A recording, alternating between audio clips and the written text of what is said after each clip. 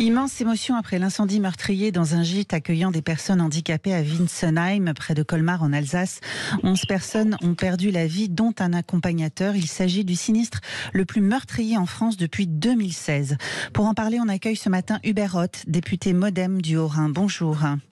Bonjour. Bonjour Hubert Roth et merci d'être avec nous ce matin sur Sud Radio au lendemain donc de ce drame qui a endeuillé tout un territoire. Vous étiez sur place hier. Quel a été votre premier sentiment en arrivant à Wintzenheim, Hubert Roth? Eh bien, le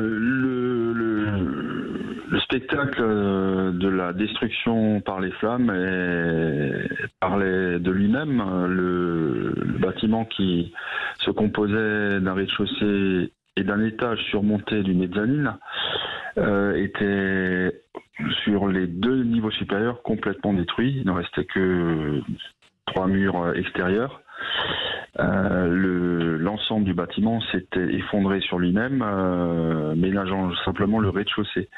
Il se trouve aussi que les occupants du rez-de-chaussée, les 12 personnes qui étaient au rez-de-chaussée, ont été saines et sauves, et seuls 5 sur les 16 qui étaient hébergés en haut ont pu s'échapper de ce piège mortel. On sent que c'est une image en tout cas qui vous a profondément marqué, choqué, justement cette vision de ce bâtiment. Oui, bien sûr. Lorsque je suis arrivé, le feu était éteint, même s'il fumait encore. J'ai vu aussi l'expression du visage des pompiers, parce que les pompiers qui étaient au nombre de 76. Qui sont arrivés très vite, il faut le dire aussi sur place. Alors là, il faut évidemment souligner l'efficacité, la rapidité avec laquelle la préfecture du Haut-Rhin a ordonné la mise en place des opérations, avec également plus de 40 gendarmes qui étaient sur place pour bloquer la circulation et permettre aux secouristes, aux intervenants, les pompiers, les forces de sécurité civile d'agir dans les meilleures conditions.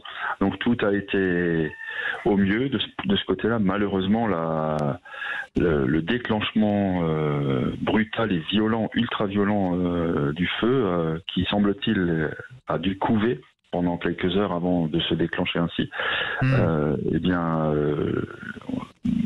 situation n'a pas permis dès le départ des opérations de sauver des vies.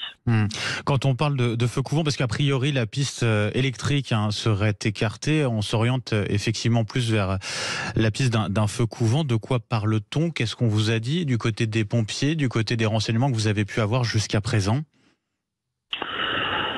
Disons que de ce côté-là, il est difficile aujourd'hui de déterminer les causes du sinistre, parce que évidemment, comme tout est détruit, intégralement détruit, seul le travail d'investigation qui a été mené dès hier matin va nous éclairer sur le déclenchement du feu lui-même.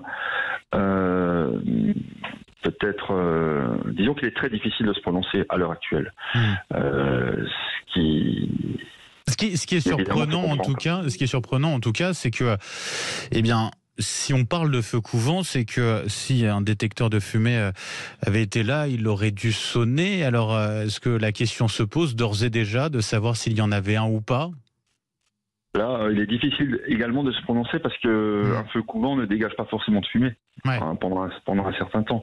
Donc, en fait, c'est une montée en température, et lorsque celle-ci a atteint un seuil important, lorsque les premières flammes apparaissent, tout part avec une vitesse. D'ailleurs, c'est ce qu'indiquent les témoignages des quelques personnes qui étaient là au départ entre 6h30 et 7h15 du matin, le moment où sont arrivés les pompiers d'ailleurs.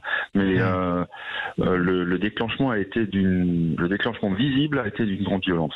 Donc, en tout cas, l'émotion, je l'imagine, est encore très forte sur place Hubert Roth. Même au-delà de cette commune, c'est toute une région qui est sous le choc après ce drame.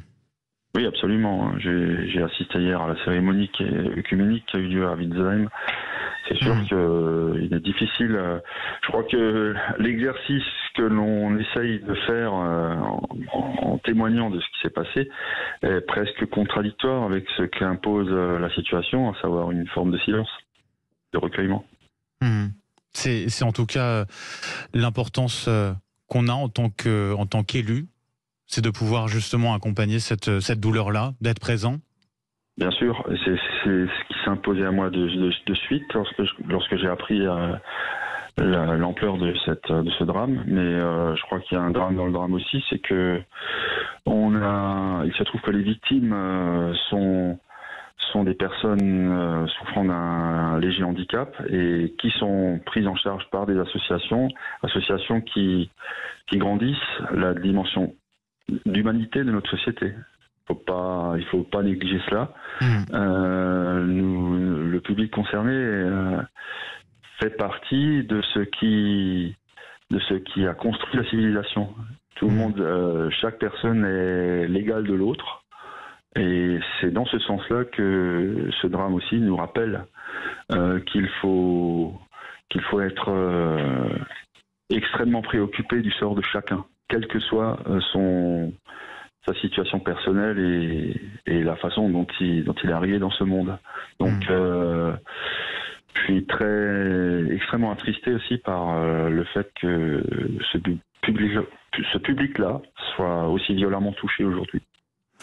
Mathieu Klein, le maire de Nancy, en parlait d'une certaine manière. Nancy, dont sont originaires certaines de ses victimes, il s'inquiétait que ce drame ne pousse certaines familles ayant des personnes en situation de handicap à ne plus les envoyer en vacances. C'est une inquiétude aussi que vous partagez aujourd'hui? Oh, je ne sais pas, il est peut-être trop tôt pour se prononcer, mais quand on connaît la façon avec laquelle l'ensemble des associations et des institutions concernées par le handicap travaillent au quotidien, et quand on sait le bien-être qu'elles apportent à la fois aux personnes souffrant du handicap et à leurs familles, on ne peut pas remettre en cause le bien fondé de ces prises en charge qui sont extrêmement précieuses autant pour les familles que pour notre société dans sa globalité. Donc non, je crois c'est la faute à pas de chance, c'est terrible, mais ça ne doit pas nous remettre en cause le caractère précieux de ces prises en charge qui sont organisées dans notre société, je le répète, à travers des associations qui ont un rôle capital et qui bien souvent sont portées aussi par un important bénévolat. Donc ça fait partie du côté lumière de notre monde. Donc bien sûr. Je pense qu'il faut qu'on y attache de l'importance. Que souhaitez-vous, que pouvez-vous faire par la suite dans les prochains jours pour ces associations? Alors on l'entend, ce message, pour les rescapés aussi et les familles de victimes. C'est important en tant qu'élu justement peut-être de porter leur voix d'une certaine manière? C'est certain, et être à l'écoute, présent aux côtés des gens qui souffrent, ça me paraît une logique implacable. Et vous avez déjà été présent pour cela dès hier? Bien sûr. Bien sûr.